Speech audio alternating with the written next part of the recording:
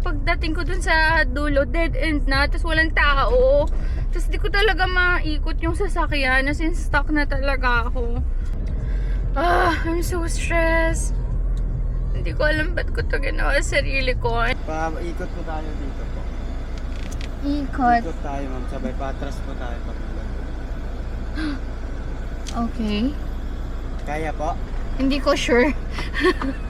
Hi guys! So come with me as I take my one last solo trip before I turn 30. So it's Tuesday and I took a day off, half day off. So work, and for the next days I will be taking time off because it's, you know, days before my birthday and I'm gonna be 30 na. And I just want to spend some time, you know, reflecting, thinking, you know, what should I really be doing and if I'm doing things correctly or not, or if there's anything that I should change.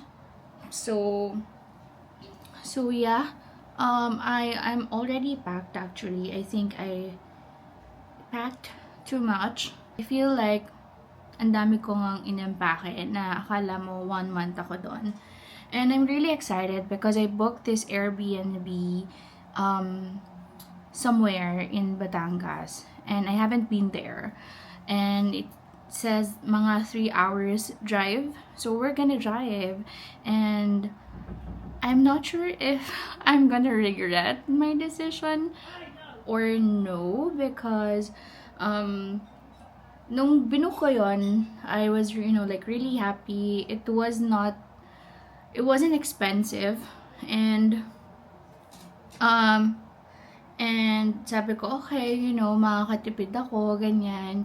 Tapos, the reviews naman were okay. However, nung kahapon, so nagtitingin ako, ang dami kong reviews na nakita na hindi din siya okay. So, and I have 2 hours left before ko pwede i-cancel because when I booked initially before, parang nag-add ako so that I have an option to cancel. But so 2 hours left yesterday. But then, I don't know. I said like, okay, you know, if it's not good, then it's not good. If it's good, malay mo naman, diba? So now, magulo ang buhay ko because, you know, I try to make sure na wala ako nakakalimutan. But before that, I'm not gonna do a lot of makeup naman. I'm just gonna do Sola. Ay, alam mo, ang di ko lang sure kung ganun ba talaga siya ka-watery. Ewan ko lang, parang super, parang ina-expect ko na may pagka-creamy siya, pero hindi siya ganun. Pero okay lang naman. Tapos, ang gusto ko sa kanya is, of course, again, may SPF 50 na siya. One of the reason also why I wanted to take this trip is, yun nga, para makapagpahinga siguro. The past few months, I think, super focus ko sa work and I feel like I needed a time off really. Siguro isa ako sa mga tao na hirap lumayo sa work. So, lalo na work from home ako. So, now, what I really wanted to do, what I really wanted to give to myself is to rest without feeling guilty. So I really like the finishing na to kasi hindi siya nagbubuo. And you can see, diba? And some of my videos today are gonna be taken by one of my favorite camera too, which is my Instago 360 Go 3S. So, I haven't used it for quite some time because I usually use it when I drive. So I wanna use it now. To be honest with you, I'm really excited for this trip One thing is because, yun nga, it's been a while since I took a time off. So, paalis na din tayo.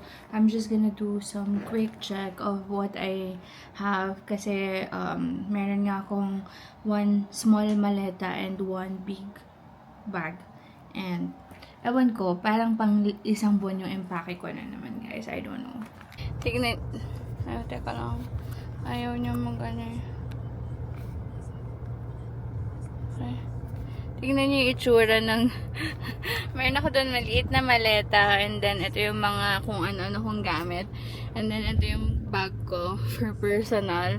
So, para ako isang pamilya na mag-outing. And di pa ako nakakaalis. Sobrang dugyot ko na agad kasi sobrang init sa labas. So, now we are gonna set up my other camera. We'll use my Instago 3S for this trip.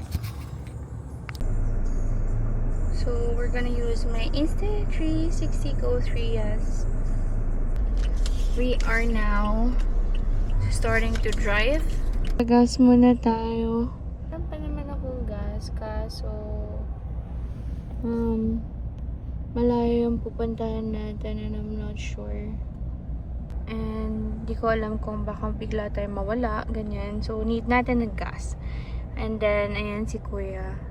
Nagpalinis na din ako ng windshield and magpapahangin ako ng gulong. Hindi pala ako nakapag-lipstick, but we're waiting for our gas. Papahangin lang tayo ng gulong para hindi masyadong matagtag.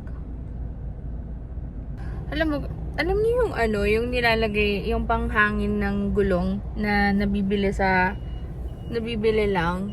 Gusto ko sana bumili nun, kaso engot kasi ako, hindi ako marunong if okay yung gulong or what. Tulad ngayon, may nakalagay 37 ay 40. Bakit nagiging 40 yung gulong ko? Ang alam ko 32 lang yung kailangan ng gulong ko. Tama ba ako? I am low-key panicking kasi nakita ko yung air nung mga gulong ko. Nasa 37, ganyan, 35. 32 lang yung pinapalagay ko. So, parang binabawasan niya ba yun? Ngayon tuloy, kinu-question ko na yung sarili ko kung 32 lang ba talaga yung need ko. And hindi nagre-reply yung tito ko. Ayun, 38. Bakit? 32 lang yung usually ko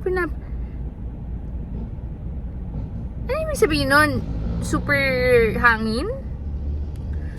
Shit. Ang hirap.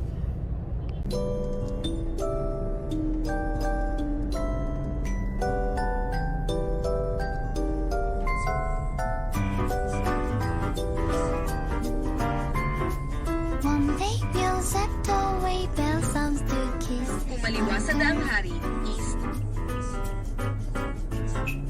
When the rainbow's over, you kiss, no one needs to know. It's like a dream, I dream, Peter Pan for you, oh my, oh oh, la la la la, bright moonlight, Police urgent sa only daanan. one that I take from starlight, night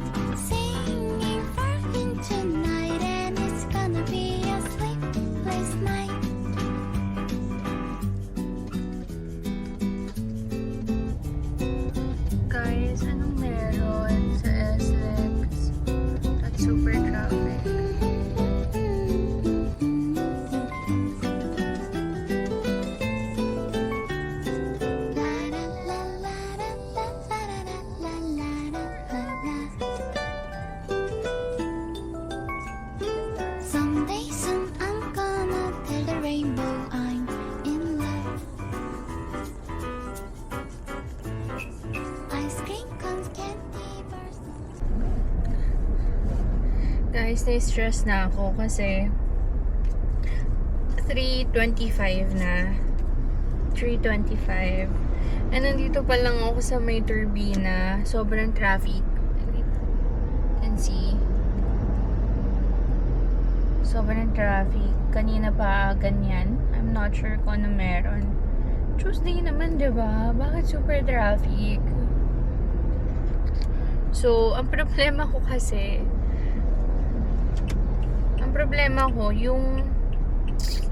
yung pupuntahan ko na resort is para siyang liblib. Ayoko na abutin ng gabi doon dahil, well, obviously, ayoko na as a duwag na person. Ayoko na, okay, may ginagawa lang. Yun yung dahilan kung bakit traffic. Ayan. As a duwag na person, ayoko abutin ng dilim sa daan. So, I'm so stressed. I need to arrive doon nang meron pang araw. Kung hindi, mag-overtake na ako. No, sobrang traffic talaga. I'm not sure. So, you have to pray for me. I think you have to pray for me na makadating ako doon na maaga. Kundi, dudubagin ako. Anong problema mo? Wala nga, hindi ka nga kasha. Are you kidding me? So, I am 20 kilometers away from my exit. Currently, nandito ako sa Startol. So, buti na lang hindi umulan. Nakala ko kasi uulan eh. So, andito ako sa may Lipa exit na. But then, I still have 19 kilometers bago mag-exit. So, unfortunately, yung lagayan ng camera ko is not that fixed because, you know, so, ayan, gumagalaw kayo kung makikita nyo. But, at least nakapag-around, natutour niya kayo ng kusa. At shout out lang sa Startol, ang pangit ng expressway nyo. Tignan nyo, nakaramdaman nyo, nakikita ko yung tagtag. Anong tag sa yun? Tagtag. So, I stopped by sa Alfamart to buy some snacks and water. So, nakabili na tayo ng mga kailangan ko. Like water, snacks. I bought snacks. And then I bought Magnum. Feeling ko pangatlong beses ko pa lang sa buong buhay ko makakain ng Magnum. Anyways, so we need to go na. Kasi baka abutin pa ako ng gabi. So, let's go. 4:30. Tika na video kasi napangunahan ako ng takot. Pero, na-stuck ako dun sa may, parang nandito kasi ako sa parang liblib na nadaan na ways eh. Ewan ko kung bakit. Tapos dinaan niya ako sa isang parang street. Pagkaraan ng 500 metro, kumanan sa Balimbing Road. Dinaan niya ako sa isang parang maliit na street na parang residential. Tapos sobrang sikip talaga. Tapos nung pagdating ko dun sa dulo, dead end na. Tapos walang tao. Tapos di ko talaga maikot yung sasakyan. As in, stuck na talaga ako. Ay, ang tagal ko. Siguro mga 20 minutes din ako nagmamaniobra ng sasakyan. Gusto ko nang umiyak. Tapos nagtatao po ako dun sa may isa kasing bahay dun na ano. Pero parang ginagawa pa lang. Tapos walang tao. So, I'm so stressed. Hindi ko alam ba't ko ito ginawa sa sarili ko. And you can see, puro bukid na dito. Tignan nyo.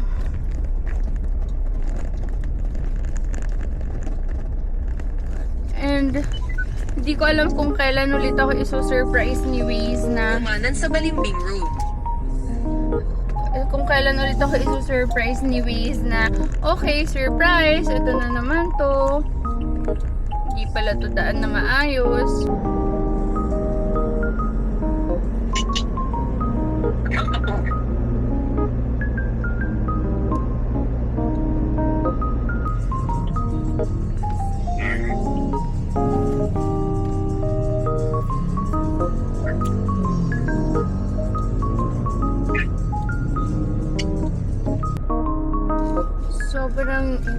Sobrang steep nung daan. Sobrang steep ng daan and sobrang, alam mo yun? Pero sana makita niyo yung araw kasi ang ganda niya. And nakita ko yung, ayun o, ang ganda ng araw. I don't know. I don't think nakukuha siya ng camera na maayos. Tapos, kitang-kita yung shadow niya kanina sa dagat. Sobrang ganda. But, I think malapit na ako. I'm now 1.6 kilometer, guys! Grabe, hindi ko napakita kung gaano ka-steep nung papasok dito. Tapos parang nasa ano siya, nasa parang kantuhan. Sobrang hirap, guys. I don't know if I'm regretting everything na, but sobrang hirap ng ginawa yung kantuhan na yun. Bakit ganun yung daan nila? Dapat hindi nila dun sa kanto. Super dangerous. Super delikado nun. And grabe, at layo pa pala yung daan. Meron kayang signal dito? Parang wala, fuck. Walang signal. Sana wala din ako makasalubong because I'm doomed. Kapag may nakasalubong ako, like paano? Paano mo gagawin yun? Okay, so saan ako magpa-park? Paano parking dito? Please park facing up. Well, yeah, I would like that. Pero paano? No one's here. For some reason. I don't know. I'm sorry. I'm sorry for me. So guys, dito na lang ba ako? Because kapag pumunta ako doon sa gitna nung sa dulo nun, mahihirapan siya lumaba. Actually, di naman siya mahihirapan lumaba. I'm so stressed. Are you stressed with me? Can you still see me? Like, good evening, sir. Saan kaya ako magpa-park po? Ikot po tayo dito po. Ikot. Ikot tayo, ma'am. Sabay patras po tayo papulan. Okay. Kaya po? Hindi ko sure. Oops, sorry. Ito. Gilid po. Gilid po. Yo. Yo. My God, what is this? What did I do?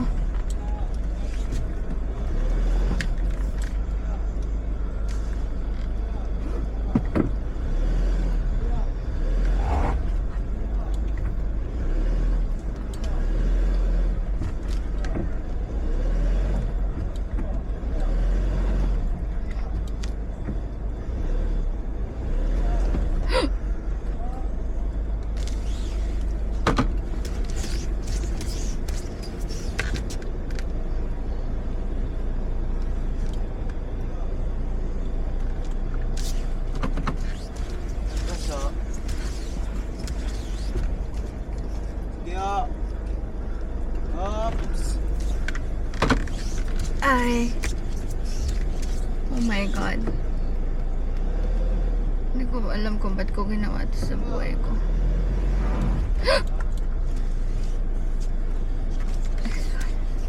I don't know. I don't know what I did to deserve this. Yo. Up. Oh, fuck. Diretso.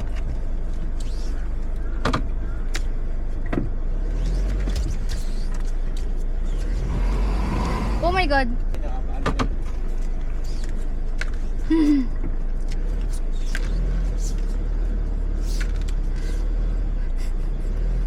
Oh my God, nangamoy yung tires ko. Masama ba yun?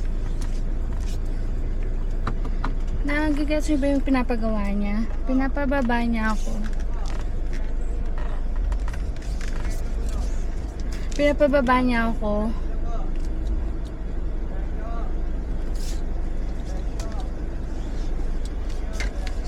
Oh my god, I can't even explain, guys.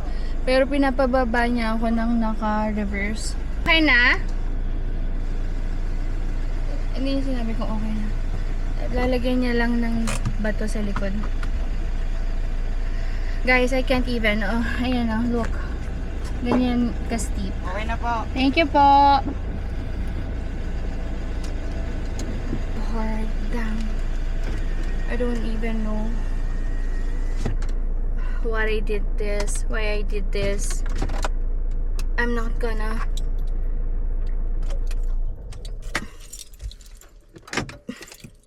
I'm not gonna get out of this resort not until aalis na talaga ako because it's so hard. I can't. Bye. Hi guys. So, I'm finally here.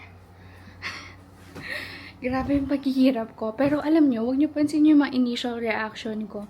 Kasi, mas lagi nauna yung panic ko tsaka yung reaction ko kaysa sa mga pag-iisip ko. So, pero gusto ko lang ipakita sa inyo kasi pataas yung room ko, parang nasa 3rd floor siya. Pero, so pawis na ako. Pero tingnan nyo yung lapat nung sola, diba? And, look at my wasado. Kahit pagod and kahit pawisan, lumalaban pa din. And I wanted to share you my room. So, super simple lang niya, but it has everything that I need. And wala siyang kitchen or what. Meron silang restaurant sa baba. Parang until 7 p.m. lang siya. Pwede kayo magpaluto, mag-order, ganyan. Aside from that, yun, meron silang mga food. May free water sa baba and coffee. Pwede kayong kumuha anytime. And like, meron water dispenser na pwedeng mainit. So, I think that's okay. Kasi isa yun sa pinoproblema ko. But, look at my room. So, this is my bed. And ito yung mga dala ko. Salamat kay kuya kasi tinulungan niya ako magdala ng lahat ng yan. Plus, ito. And I have CR here. Which is decent, no? Yan. May bidet. My heater. So, I think, you know, for me, it's good. Malamig naman yung aircon, in fairness. I have TV, I have Wi-Fi, I have ref. And most importantly, I have the view. So, medyo mapuno lang. But that's how close I am sa dagat. And you can hear, diba? You can hear the dagat.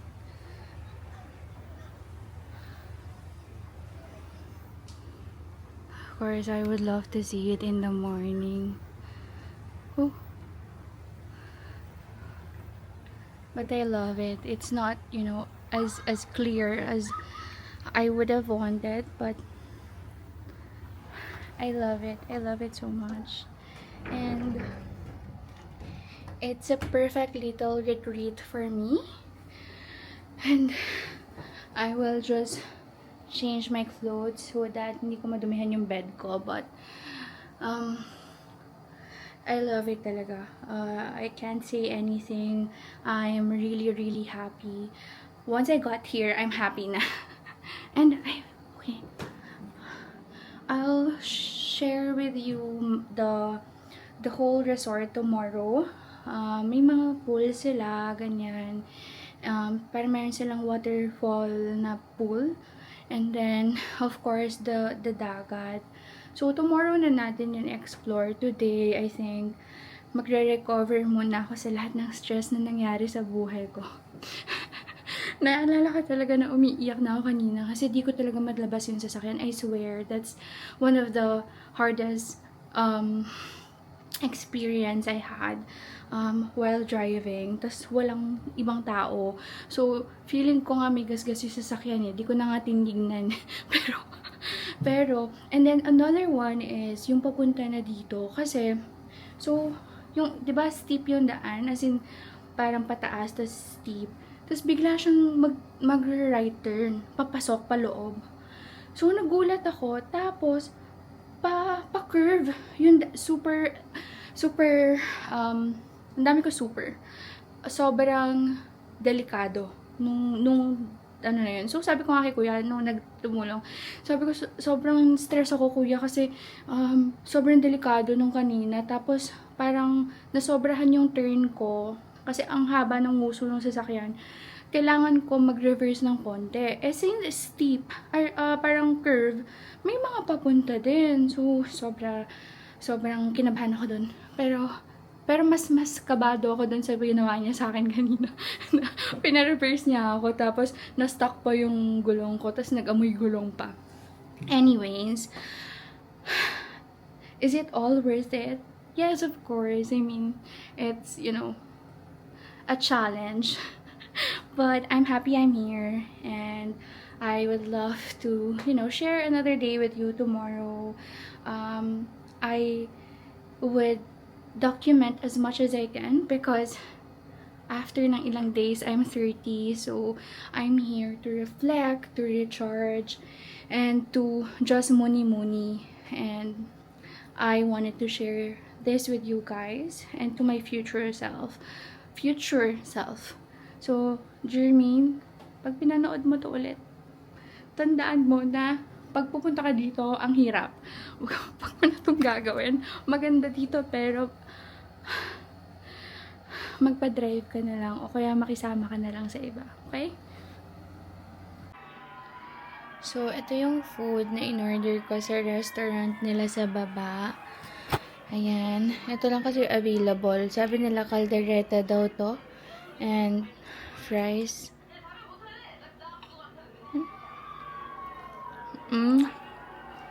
I'm watching Kim Bok-joo. So,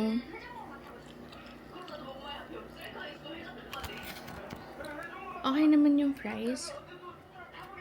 Let's start eating the rice and also the ulam. In fairness, madaming serving. Nakalimutan ko kung magkano. Pero,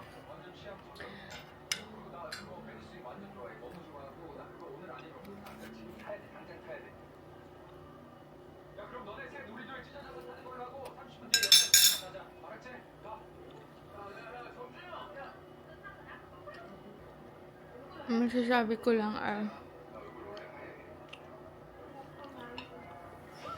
hindi nila masyadong napakuluan yung pork.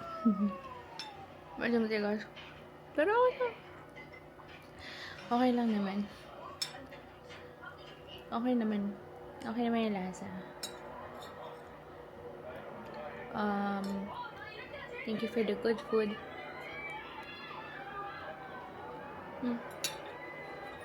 Oh Lord.